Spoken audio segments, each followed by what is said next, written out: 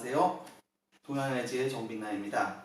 오늘로 1학기 강의도 80%를 돌파했네요. 지난 시간에는 11강까지 합쳐서 앞으로 5번 남은 줄 알았는데 14강까지로 끝이고 15강은 기말고사지만 리포트로 대체했잖아요. 그래서 강의는 없습니다. 그래서 오늘까지 3번 더 여러분들하고 동양의 지혜를 이야기하면 이렇게 학교 한번 못 가고요.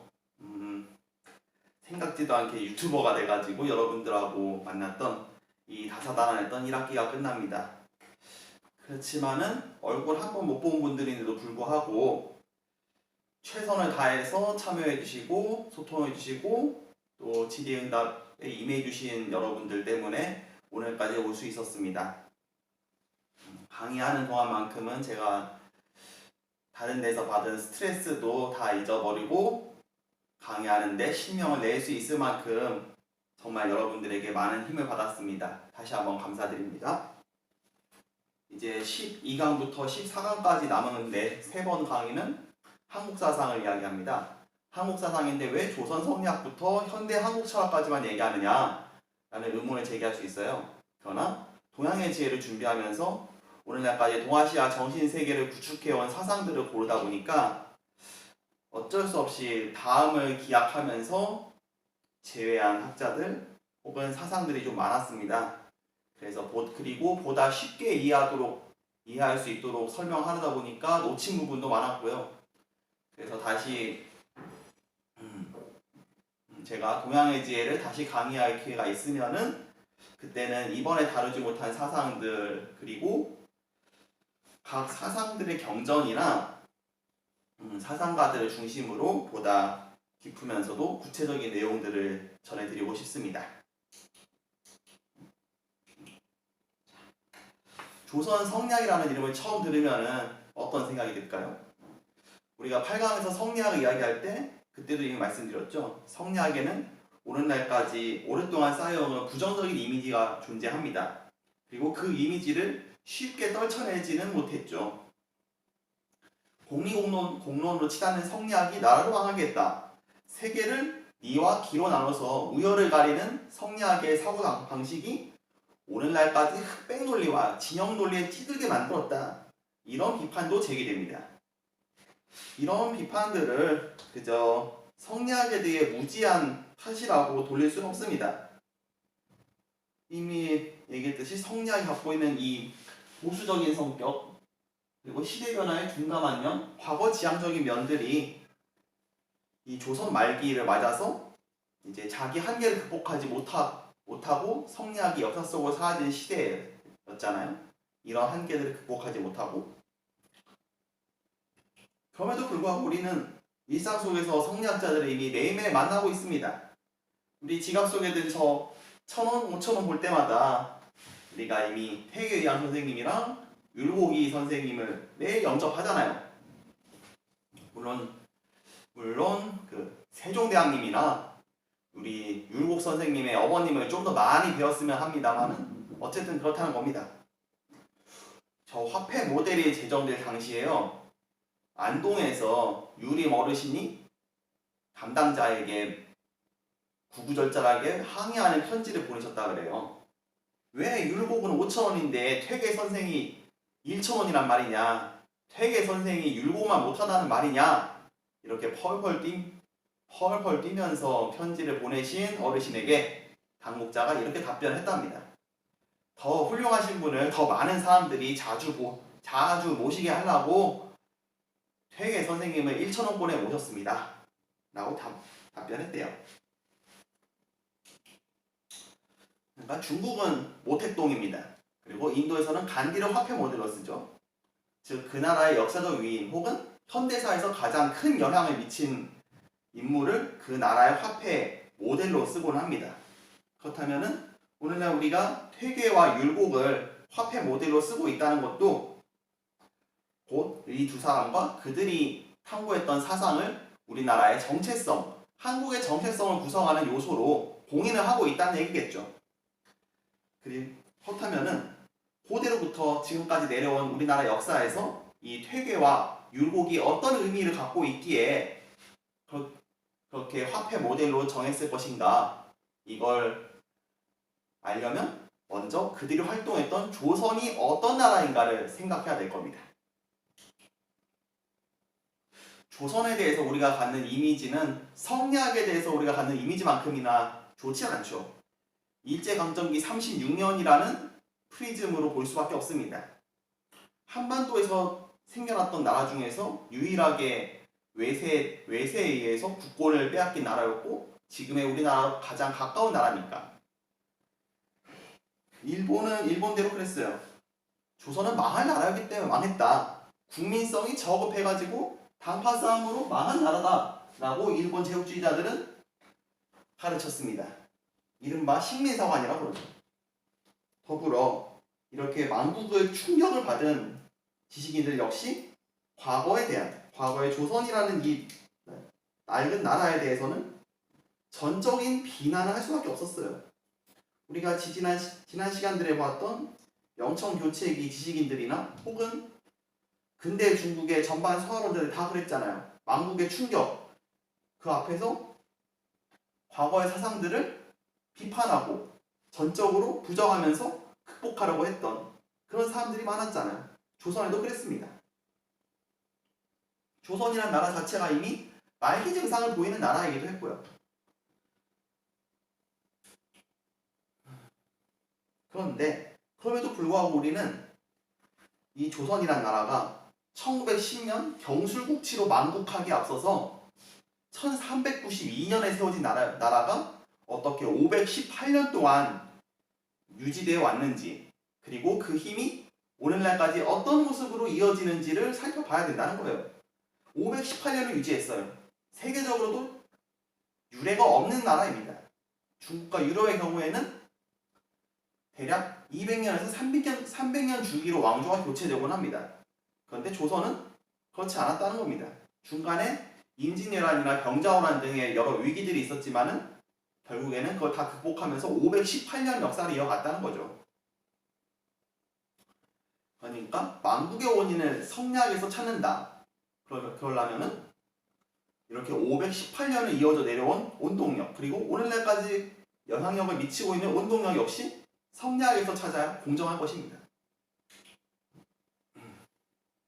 그러면 이 성리학을 국시로 세운 나라 조선의 힘이 무엇인가를 봐야겠죠.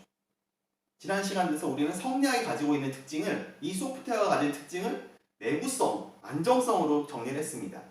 이런 특징들이 때로는 수구적인 경향으로 흘러서 변화에 둔감하게 만든다고 했죠. 그런데 이런 특징만이 전부는 아니란 겁니다.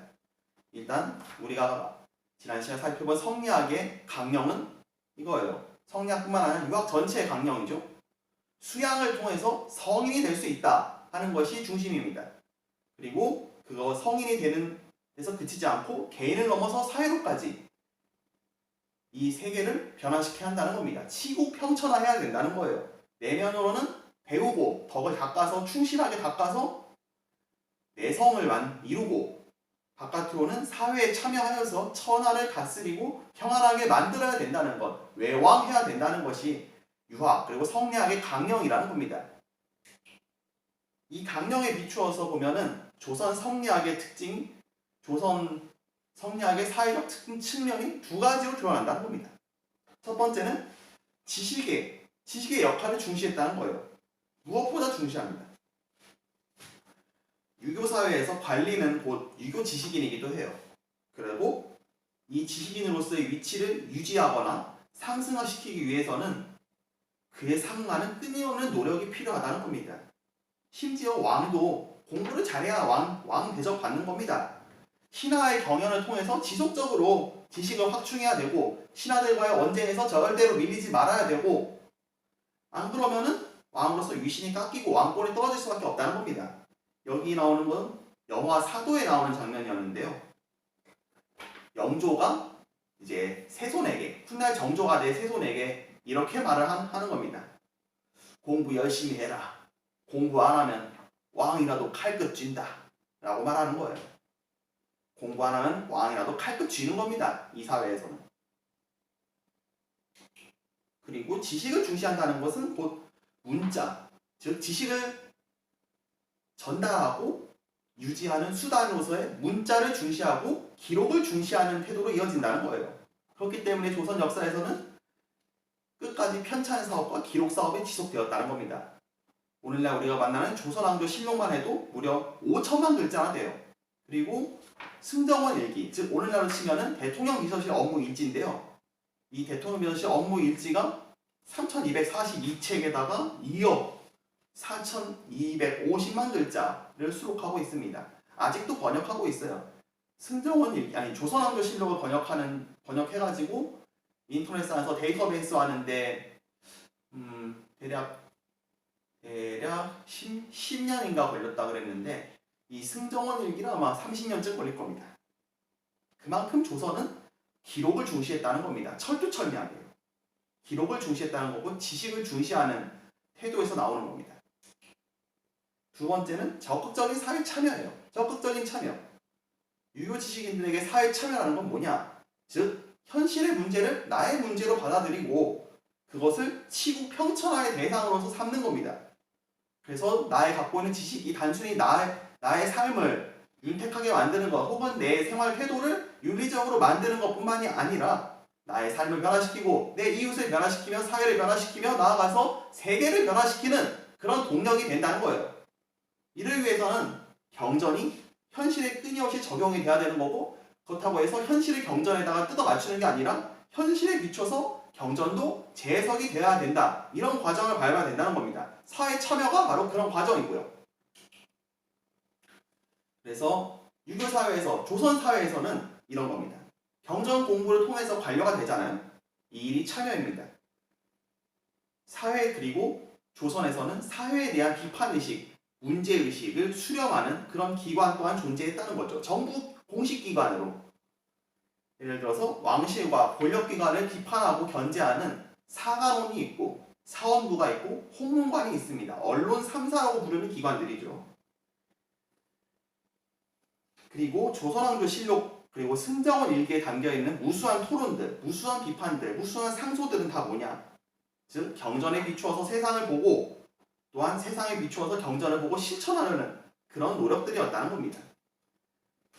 한마디로 경전에 갇히지 않게 하려는 거죠. 현실을 이념에 뜯어 맞추려는 패단이 없다고는 할 수는 없었지만 적어도 지식을 개인에 갇히지 않게 하고 사회로까지 나아가게 하는 철저하게 참여하려는 그런 자세는 한결같았다는 겁니다. 심지어 조선에서는 정부 바깥에서도 참여와 비판을 장려했다는 겁니다. 예를 들어 의병장 조헌의 경우에는 도끼상소라는 걸 자주 했대요. 자기 뜻을 받아들이지 않겠다면 이 도끼로 목을 쳐달라 하는 그런 상소예요. 다른 나라였다면 그 자체로 아마 엄청난 불경제를 범하는 건데 조선에서는 용인했습니다. 왜냐? 언록, 즉 비판을 막지 말아야 된다는 전통이 있었으니까요. 또는 만인소라는 이름으로 10,000명 이상이 공동으로 서명한 시국선언을 하기도 합니다. 이와 같은 전통이 어떤 특징을 갖고 있느냐? 즉 참여와 비판을 활성화시키는 면이 있는 거죠. 그리고 사회 전체에 걸쳐서 문제의식을 공유하잖아요. 그러면 그 문제의식을 공유하는 사람들끼리 의견을 교환하면서 공론의 장이 만들어지는 그런 활성화 과정을 거쳤다는 겁니다. 물론 이런 조선에도 한계가 있다면은 이런 좋은 가치들이 한문에 익숙한 지배계층 안에서 공유됐다는 겁니다. 그러나 후기로 갈수록 조선의 체제가 약화되고 신분 질서가 해체되고 경제력에 따라서 신분이 상승하고 내려가기도 하는 그런 변동이 일어납니다. 그러면서 모두가 양반되기 원하는 사회가 탄생해요. 모두가 양반이 될 수 있으니까, 기회가 열렸으니까. 그런데 양반이 된다 하더라도 문제는 양반다워야 양반 대접 받는다는 겁니다. 그렇기 때문에 자연히 양반 계층의 문화, 지식, 그리고 그들이 표방한 가치에 대해서 관심을 가지고 그것들을 흡수하고 체화하게 되었다는 거죠. 그러면서 양반과 한문이란 테두리에 갇혀있던 이 유교사회의 가치들, 지식, 그리고 참여가 전 사회로까지 확산이 되었다는 겁니다. 이 한반도에 사는 많은 사람들이 지식과 참여라는 가치를 공유하게 되었다는 거예요. 이런 가치가 있었기 때문에 만국 이후에도 이렇게 인재 양성을 통해서 독립의 길을 찾으려는 사람도 있었다는 겁니다. 그냥 일본에 토항해버리거나 자기 정체성을 다 잃어버려도 된다고 생각하는 게 아니라 어떻게든 지식을 통해서 이 민족의 정체성을 유지하자. 그러면서 독립의 길을 찾아가고 독립에 필요한 인재를 양성하자는 그런 흐름이 있었다는 겁니다. 또 한편으로는 차별하는 가치가 있었기 때문에 내가 이 일제강점기를 극복하기 위해서 내 몸을 던지겠다 하는 독립운동가들이 있었다는 거고, 그리고 소시민들이라 할지라도 끝끝내 자식을 교육시켜서 보다 좋은 삶을 누리게 하려는 마음, 지식인으로서 이 시대를, 이 사회를 살아가고자 하는 그런 마음들이 다 있었다는 겁니다. 그래서 해방 이후의 역사, 이 대한민국의 역사를 살펴보면은 바로 이 지식과 참여의 가치가 대한민국은 민주공화국을 만드는 겁니다. 헌법 제1조를 만드는 거예요. 군사독재 정권이든 민간민주 정권이든 이 지식과 지식인을 중시하는 정책은 동일해요. 국가 정책으로 동일합니다. 즉 교육을 통해서 모두가 자기 발전과 신분 상승을 이룰 수 있다는 이 모두가 양반되기 현상과도 맥이 닿아 있었다는 거죠. 그런데 이 교육이 창출한 지식인들은 바로 차별하는 가치를 이어받은 사람들이라는 겁니다. 기존의 모순과 구조에 대하여서, 사회에 대하여서 끊임없이 고민하고 저항하는 그런 전통을 이어받았다는 겁니다. 그리고 이 저항이, 이 참여가 이 대한민국이라는 체제 안에서 현상을 타파하는 비판과 변화를 일으키는 힘이 된다는 겁니다. 체제를 무너뜨리는 게 아니라 그 안에서 끊임없이 체제를 바꾸어 나가는 그런 힘이 되었다는 거죠. 그래서 오늘날 우리가 만나는 이 대한민국 시민들이란 저는 이렇게 생각해요. 지식을 중시하며 그러면서 비판, 변화, 현상 타파를 어느 나라보다 강렬하게 지향하는, 그래서 조금이라도 나의 생활이든 혹은 내 사회에 걸쳐있는 모순이든 보이는 것들을 견디지 못하는, 끝끝내 바꾸고야 마는 그런 마인드를 가진 시민이 오늘날 대한민국의 시민이다. 저는 그렇게 생각합니다. 오늘날 한국을 살아가는 사람들은 지식을 중시하고 비판과 변화, 현상 타파를 지향하려는 그런 정신을 내면화한 사람들이란 거예요. 그리고 이 정신이 어디서부터 왔는지를 추적한다면은 우리는 그 단서가 조선 성리학에까지 닿아 있다. 그래서 성리학이라는 것이 단순히 옛날의 유산만이 아니라 여전히 무시할 수 없는 거대한 뿌리라는 점을 알게 됩니다. 이런 점들을 염두에 두고 다시 조선 성리학으로 들어갑니다. 조선이 성리학을 국시로 삼았던 사회라는 점은 이미 여러 차례 얘기했잖아요. 그렇다면 왜 성리학이 국시가 되었는지, 국시가 되기까지 그 과정이 있을 거 아닙니까? 고려 말기, 우리가 역사책에서 중고등학교 때 배웠던 역사에서 보면은 고려 말기는 그야말로 혼란기입니다. 불교가 타락하고 전행하는 공문 세족들이 날뛰는 그런 시대였다는 거죠. 종교가 타락하면은 성직자가 특권층이 되고 납세를 비롯한 의무를 외면하고 종교기관이 백성을 착취하고 세금을 포탈하는 그런 기관, 그런 도구가 되어버립니다. 그런 전철을 고려 불교 역시 밟았다는 겁니다. 오늘날도 흔히 보는 거죠.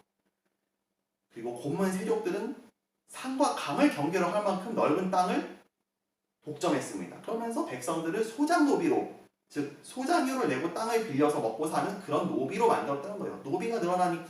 그런 노비가 늘어나니까 자연히 세금을 내야 할 양민들은 줄어듭니다. 당연히 국고는 피폐해집니다. 이런 말기적인 모순을 극복하고자 한 사람들, 이런 부조리를 타파하려는 세력들이 바로 성리학을 대안으로 제시한 신진 사대부들입니다. 그리고 이들과 연합한 사람, 이들을 기반으로 삼아서 나라를 세운 사람이 바로 이 사람 태종 이성계였다는 거죠. 그리고 신진 사대부들 중에서도 특히 정도전, 본근, 조준 등은 이제 고려 왕조를 완전히 혁파해버리자 라고 외칩니다. 정몽주나 이색 같은 선배들하고는 전혀 달랐죠. 그 사람들은 고려를 유지하면서 바꿔나가자 하는 거였다면은 이 정도전 등의 신법파들은 아니다. 고려라는 나라를 완전히 없애버리고 새로 출발해야만 이 민생 문제, 부정부패를 해결할 수 있다라고 말하는 겁니다. 그리고 이념에 있어서는 고려의 이념이었던 불교를 비판합니다. 불교란 허물을 추구하는 데 지나지 않는다. 인류를 버리게 만든다. 현실을 외면하게 만든다. 부패한 종교다. 이렇게 비판하면서 억불숭유의 시대가 됩니다. 조선 518년 내내 불교가 억압당하고 유교가 숭앙받는 그런 시대가 되었다는 거죠. 그리고 민생에서는 우리가 맹자를 보면서 말했잖아요. 항산이 있어야 항심이 있다. 즉 일정한 경제력이 있어야만 양식, 윤리든 도덕이든 문화든 도모할 수 있는 기반이 생긴다 하는 겁니다. 그래서 이들 신법파들 역시 항산이 있어야 항심이 있다는 걸 강조하는 거죠. 그래서 토지 개혁을 통해서 일단 농민들을 안정시키자. 소농민들의 생산 기반을 안정시키자. 그들의 생계를 보장하자는 데 중점을 둔다는 겁니다. 그리고 조선이란 신체제가 확립이 됐잖아요. 그러려면 이제 법률이 있어야 되고 행정제도가 있어야 되고 외교 절차, 외교 정책이 마련되어야 합니다. 바로 신진 사대부들, 신법파들은 여기에 집중합니다. 그러면서 성리학에 대해서 이념적으로, 문자적으로 신봉하는 것보다는 탄력적으로 상황에 맞게 운영해야 된다라는 원칙을 갖게 된다는 겁니다. 우리가 본 세종시대 과학기술 발달이라든가 한글 창제 혹은 내불당 건립이나 불교 경전을 간행하는 것 같은 이런 일들은 이 시대가 그만큼 아직은 실용적이고 포용적인 그런 자세를 지향했기 때문입니다. 시간이 흘러가는데 이렇게 조선 전기를 주도했던 신진 사대부 신법파들이 시간이 흐르니까 이제 이 사람들이 나라를 세운 진보 세력이 아니라 보수 세력으로 이제 전환이 됩니다. 자연스럽게 변화가 되는 거죠. 이제 나라를 세우고 권력을 장악했으며 그를 통해서 물적 기반까지 다 확보했으니까 이제는 바꾸는 게 아니라 지켜야 될 게 너무 많은 그런 세력이 됐다는 겁니다. 그래서 자연스럽게 신진 사대부는 후구파로 변질합니다. 자연스럽게 보수화가 되는 거예요. 어쩔 수 없는 거예요. 그런데 이제 앞선 세대를 알지 못하고 대신 오직 성리학적인 사고방식, 성리학적인 생활 양식을 체득한 그런 신세대가 등장합니다. 바로 살인파였다는 거죠. 살인파. 이 사람들은 자연히 어려서부터 배웠던 이 성리학적인 가치를 현실에서 실천해야 된다는 강력한 의지가 있었다는 겁니다. 그리고 그걸 가로막는 이 훈구파에 대해서 비판적일 수밖에 없었고요. 밑에서부터 치고 올라오는 살인파를 탄압한 여러 일련의 정치 보복이 바로 사화입니다. 선비들이 당한 화라는 거죠. 이 사화가 4번에 걸쳐서 일어나는데 모두 다 왕권 강화와 훈구파들의 살인 탄압이 맞물리면서 발생한 사건들입니다. 무오사화, 연산군 시대에 무오사화, 갑자사화가 있었고 중종 때에 기묘사화가 있었고 그 다음 명종 시대에 을사사화가 있었다는 거죠. 근데 이렇게 사화를 겪으면서 조선의 학자들은 어떤 태도를 취하였느냐. 눈앞에 일어나는 현실의 문제도 중요하지만 더 중요한 건 인간의 마음, 내면, 본성에서 근본적인 대안을 찾아야 된다. 이렇게 생각을 합니다. 왜냐? 성리학적 관점에서 보면은 정치와 사회에서 일어나는 문제들의 원인은 결국 그 문제를 일으키는 사람의 마음이거든요. 본성이거든요. 그래서 조선학자들은 마음과 본성을 주목했어요. 특히 마음이 작용하는, 마음이 드러나는 그 감정에 특히 주목합니다. 주희가 말했잖아요. 마음의 본체가 천리고 천리하고 본성이다 라고 말을 합니다. 그리고 마음은 이 본성과 감정을 한데 아우르고 힘통성정한다 그러고 본성이 발동해가지고 움직여서 외면으로 나타나는 것이 감정이라고 그랬어요. 그런데 주희는 니기론에 따라서 우리 본성은 곧 이다 라고 말을 했고 정은 이제 기와 연결되어 있다고 하지만은 감정에 대해서는 자세히 말하지 않습니다. 더 자세하게 말하진 않아요. 그래서 조선학자들은 주의가 다 다루지 않은 이 감정의 영역을 탐구합니다. 감정을 어떻게 니기론으로 설명할 것인가. 이것이 바로 조선 성리학의 토착화였다는 거죠. 그리고 이 조선 성리학의 토착화, 독창성을 대표하는 인물이 퇴계이황입니다.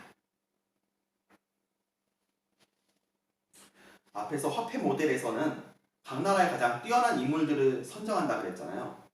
근데 퇴계를 선정한 이유는 바로 사상의 토착화와 독창성이라는 데 있다고 생각합니다. 오늘날 우리가 살아가는 대한민국은 사실 무수한 철학, 무수한 사상, 무수한 종교들이 같이 공존하는 나라입니다.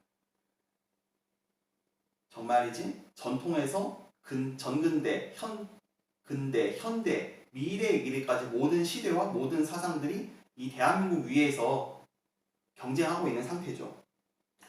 그렇다면 이 모든 지적인 유산들을 한데 모아서 녹여내가지고 한국 사회를 설명할 수 있는 사상, 그리고 문제를 해결할 수 있는 사상이 나온다면은 그것이 학문의 과제일 것입니다. 토착화 그리고 창조가 대한민국 학문의 과제였다는 거죠.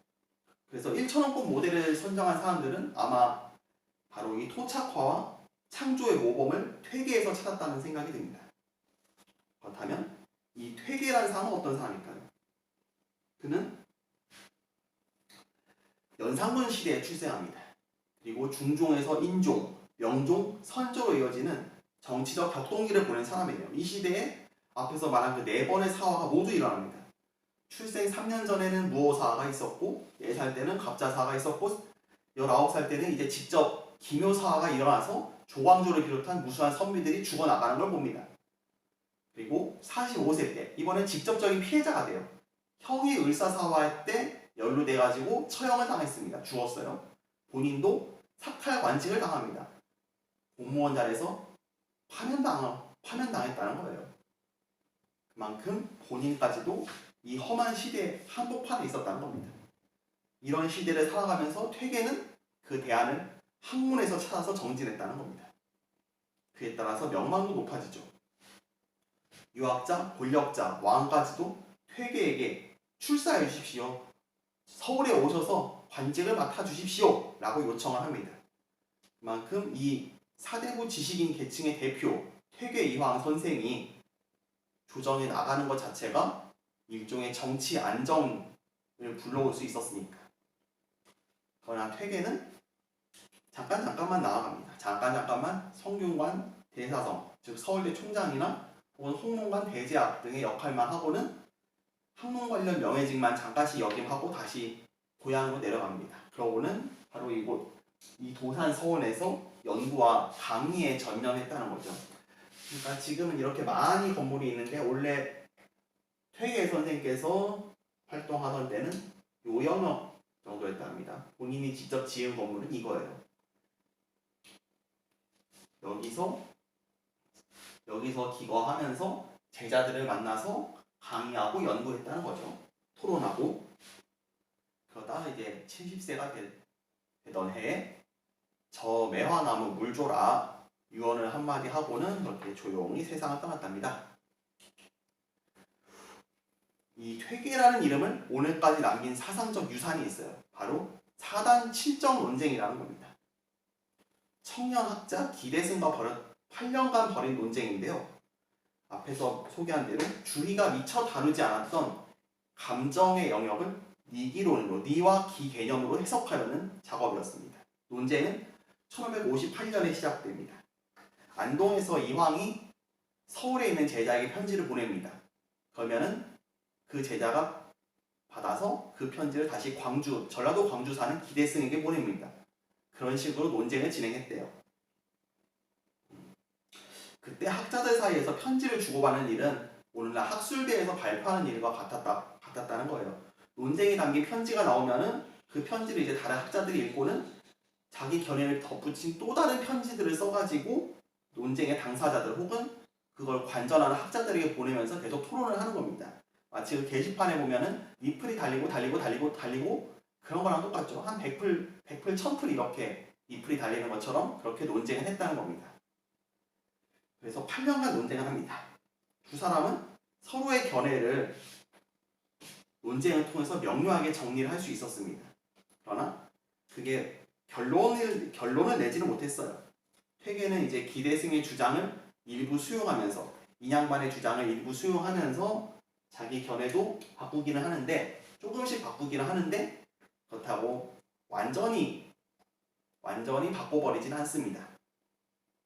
그렇다면 이 논쟁이 시작될 때 두 사람의 나이가 몇 살이었냐? 퇴계는 58세였고 기대승은 32세였습니다. 26년 차이나 났죠. 게다가 퇴계가 성균관 대사성, 즉 서울대 총장을 역임할 때 기대승은 성균관 새내기였어요. 성균관에 신입생으로 들어온 선비. 근데 이 퇴계 선생은 기대승의 문제 제기를 억누르지도 않고 무시하지도 않고 심지어 깍듯이 존칭을 쓰면서 존댓말을 쓰면서 아주 겸허하게 토론을 했다는 겁니다. 오늘날로 치면은 대학 총장을 맡고 있는 당대 최고의 지식인에게, 최고의 학자에게 대학생 새내기가 좀 물론 새내기라고 해도 아주 뛰어난 신입생이지만 총장과 새내기가 대등한 관계에서 논쟁을 하는데 그 논쟁이 대한민국 학계를 아주 그냥 들끓게 만들었다 하면은 이 사단 칠정 논쟁하고 비슷하겠죠. 사실 이런 자세는 오늘날 상상하기도 상당히 어렵습니다. 그러니까 나이를 가지고서 억누르는 경우들도 많고 나 때는 말이야 라고 무시하는 경우도 많으니까요. 어떻게 보면은 참 옛날만도 못한 부분들이 많이 보이는 대한민국이긴 합니다.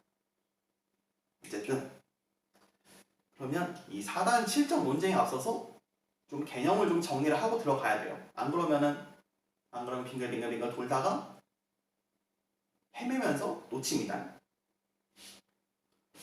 이 사단이란 건 지난 맹자를 얘기할 때 나왔죠? 맹자가 이야기한 거예요. 모든 사람 마음의 본바탕에는 선한 방향으로 가려는 그런 신말이 단이 있다라고 하는 거예요. 그게 네 가지라는 거죠. 측은지심, 남을 불쌍히 여기는 마음, 정말 우물가에 빠지려는 애를 보면은 건져내려고 하는 그 마음은 인의 신말이다. 수호지심, 부끄러워할 줄 아는 마음이 의의 신말이다. 그리고 사양지심, 양보할 줄 아는 마음이 예의 신말이고, 시비지심, 옳고 그르고 가리는 마음이 지혜의 신말이다 라고 말을 하는 거예요. 그러니까 사단을 구성하는 마음들, 감정들 각자 하나씩 가치가 배정이 되어 있는 겁니다. 이인이 예지로. 이 네 가지 마음의 신마리를 사단이라고 합니다. 마음에 드러나는 여러 가지 감정들이 있잖아요. 그 감정들 가운데 특히 도덕적 기준에 부합하는 아주 선한 마음을 사단이라고 하는 겁니다. 그런 감정을 사단이라고 하는 겁니다. 이런 감정이 있으니까 도덕적 행위가 가능한 거다. 이걸 타고났으니까 이렇게 맹자는 보는 거예요. 그럼 칠정은 뭐냐? 이 7가지입니다. 예기라는 경전에서 분류한 7가지 인간의 마음인데요. 희로, 애부, 애호, 욕, 즐거움, 성냄, 슬픔, 두려움, 사랑, 싫어함, 욕구, 욕망 이런 것들을 칠정이라고 부릅니다. 7가지 감정. 그렇다면 이 사단과 칠정이라는 감정을 니기론으로 어떻게 설명할 거냐 하는 거예요. 사실 이 두 개는 별개의 개념이에요. 사단은 맹자에서 나왔고 칠정은 예기에서 나온 거니까 둘이 서로 맥이 닿는 건 아니죠. 아주 별개의 경전에서 나오는 별개의 개념들. 그런데 동시에 사람이라면 누구나 타고나는, 누구나 가지고 있는 그런 보편적인 감정이기도 해요. 성리학 공부의 출발점이 뭐라 그랬죠? 가장 가까운 데서 대상의 이치를 궁구하는 경물이라고 그랬잖아요. 그러면 그 가장 가까운 곳, 공부를 시작해야 될 곳이 어디죠? 바로 나 자신이고, 나 자신의 그 마음과 감정이라는 거잖아요. 그러려면 공부를 시작하는 것도 내 감정부터, 내 마음부터 살펴야 된다는 거죠. 그래서 사단 칠정 논쟁이 시작이 됩니다.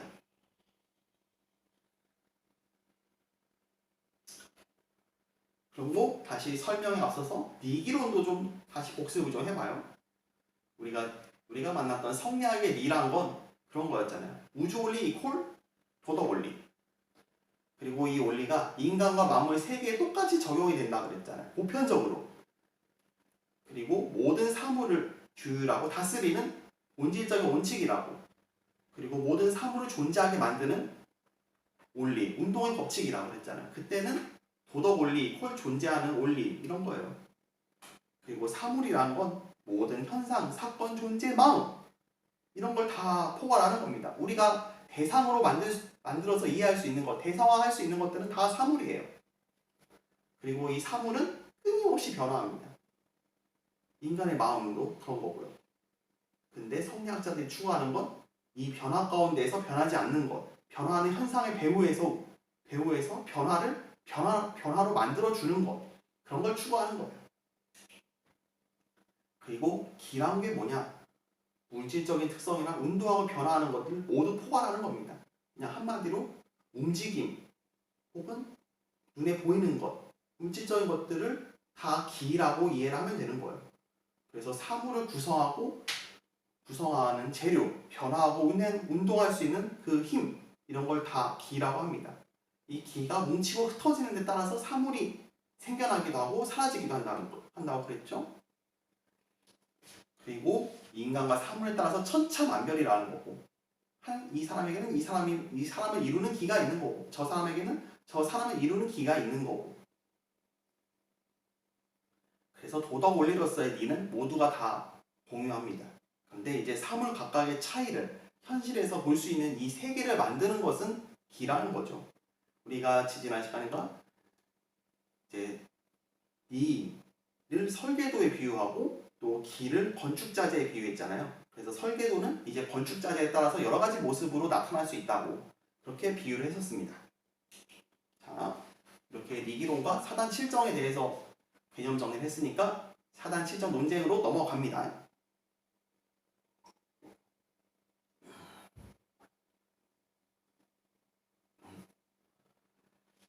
그 사단 칠정 논쟁의 출발점은 천명도라는 그림이었대요. 그러니까 이 그림이 사실 이 사단 칠정 논쟁에서 나온 그림은 아닌데 어쨌든 대략 이런 식으로 프레젠테이션을 성리학자들은 한다는 겁니다. 천명도라는 것도 이제 성리학의 개념들을 설명하기 위한 프레젠테이션이에요. 근데 이 프레젠테이션에서 정지훈이 이렇게 썼다는 겁니다. 사단, 측은지심, 사양지심, 수호지심, 십이지심은 니에서 나온 것이고 니에서 발동한 것이고 실정은 기가 발동한 것, 기가 움직인 것이다 라고 했대요. 사단 바로 리, 실정 바로 기라고 썼는데 이걸 본 회계가 이렇게 고칩니다. 아니다. 사단은 네가 움직인 것이고 실정은 기가 움직인 것이다. 사단 이지발, 실정 기지발이라고 수정을 합니다. 뭐냐? 사단, 즉 도덕적인 감정이라는 건 도덕 원리이자 우주 원리인 네가 움직이는 그런 결과라는 거고, 실정, 선으로도 흐를 수 있고 악으로도 흐를 수 있는 상대적인 감정은 기가 움직인 결과라는 거예요. 그러니까 사람으로서 따라야 될 건 당연히 이 도덕 원리, 우주 원리인 니에서 나온 사단을 따라야지. 한마디로 니를 도덕의 근거로, 그것도 아주 능동적인 근거로 확립시키려는 겁니다. 퇴계는. 근데 이걸 본 기대승이 문제 제기를 합니다. 아니 선생님, 네가 어떻게 움직일 수 있습니까? 그리고 사단과 칠정을 서로 다르게 분류할 수 있습니까? 라는 거예요.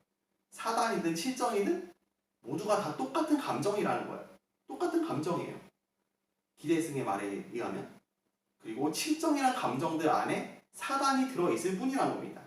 그리고 사단이란 그 칠정 안에서도 특히 선한 마음만 가려낸 거지 무슨 사단과 칠정이 별개라는 건 아니라는 겁니다. 게다가 사단은 네가 움직인 거고 칠정은 기가 움직인 거다라고 말하면은 마음이 정말 우리의 주장학에 따르면 우리의 본성과 감정을 모두 포괄하는 그 마음이 사단의 마음, 칠정의 마음으로 그냥 갈라져 버린다 하는 거예요. 마음이 둘로 쪼개져 버린다는 겁니다. 그러면서 니와 기는 떨어질 수 없다 그랬잖아요. 근데 그것도 마찬가지로 다 떨어뜨려 버리는 그런 오류를 범한다고 기대승은 비판합니다. 퇴계 선생님은 오류를 범하셨습니다. 라고 이 26년 연하인 기대승은 그렇게 비판하는 거예요. 선생님이 틀렸습니다. 그러자 그러니까 이걸 빼먹으면 또 성리학의 대전제, 즉 니와 기는 늘 함께 간다. 설계도와 건축자재를 분리할 수 없는 것처럼 그렇게 함께 가는 건데 퇴계 선생님처럼 얘기해버리면은 기가 있어야만 현실에서 드러나는 니, 기하고 결합하면서 현실에 나타나는 니가 마치 자기 혼자서 막 움직이는 것처럼 착각을 하게 됩니다. 그렇게 비판을 하는 거예요. 주자학의 대전제에 비춰보았을 때 선생님의 주장은 오류가 있습니다. 라고 기데스는 퇴계를 비판합니다. 그러자 퇴계도 반론을 해요. 일부 수긍하면서 반론을 합니다. 그래, 자네 말이 맞네. 하지만 4단과 7정은 똑같은 감정이라도 내용이 같은가? 4단은 도덕적인 감정인 것이고 7정은 어디로든 흐를 수 있는 그런 감정이 아닌가?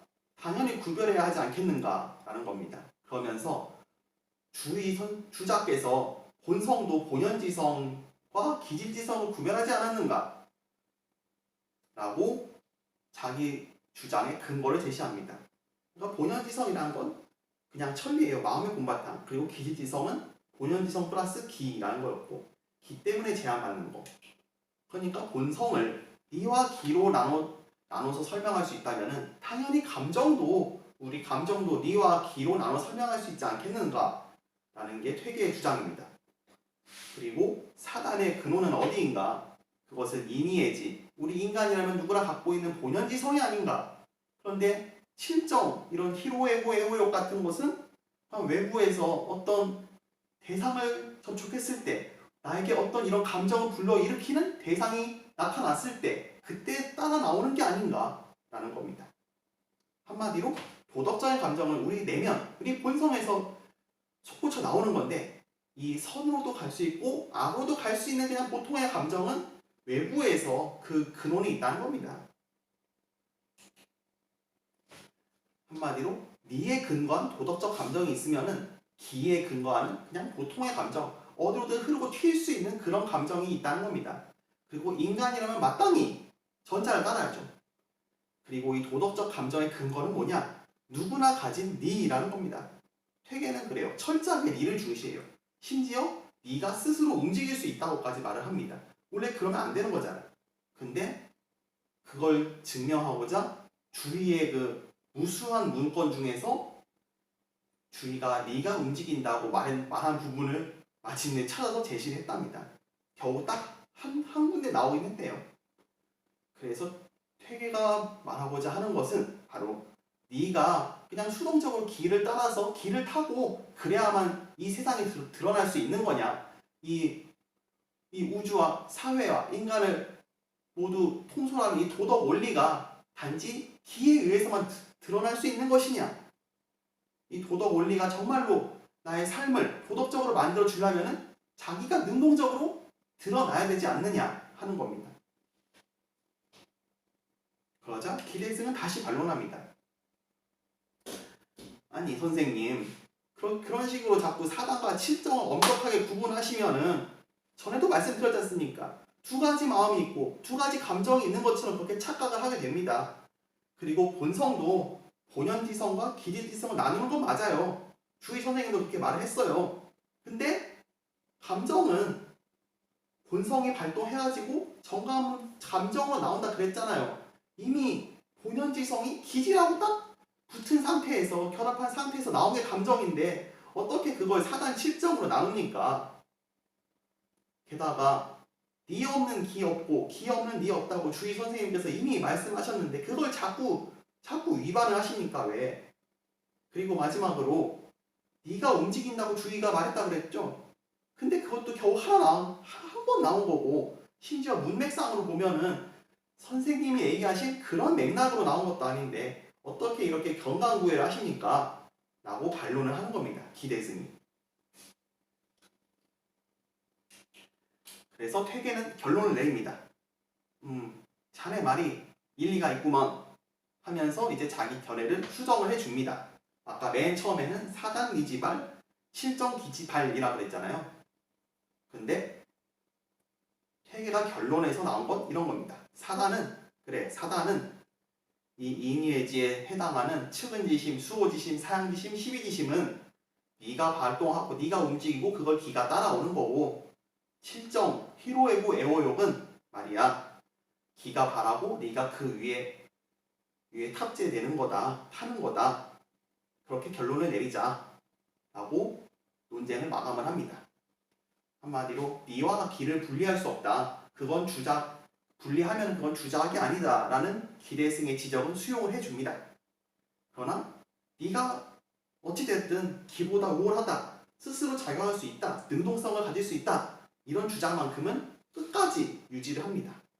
이걸 일컬어서 리기호발설이라고 그래요. 기뿐만 아니라 니도 서로 작용할 수 있다. 그렇기 때문에 리기호발이라고 합니다. 그러면 퇴계가 왜 그렇게 말했을까 하는 겁니다. 사실 성리학 전통에서는 계속 말했던 것처럼 네가 스스로 작용한다 이런 건 없어요. 니는 어디까지나 기를 통해서 드러날 뿐이에요. 스스로 움직이는 건 아니야.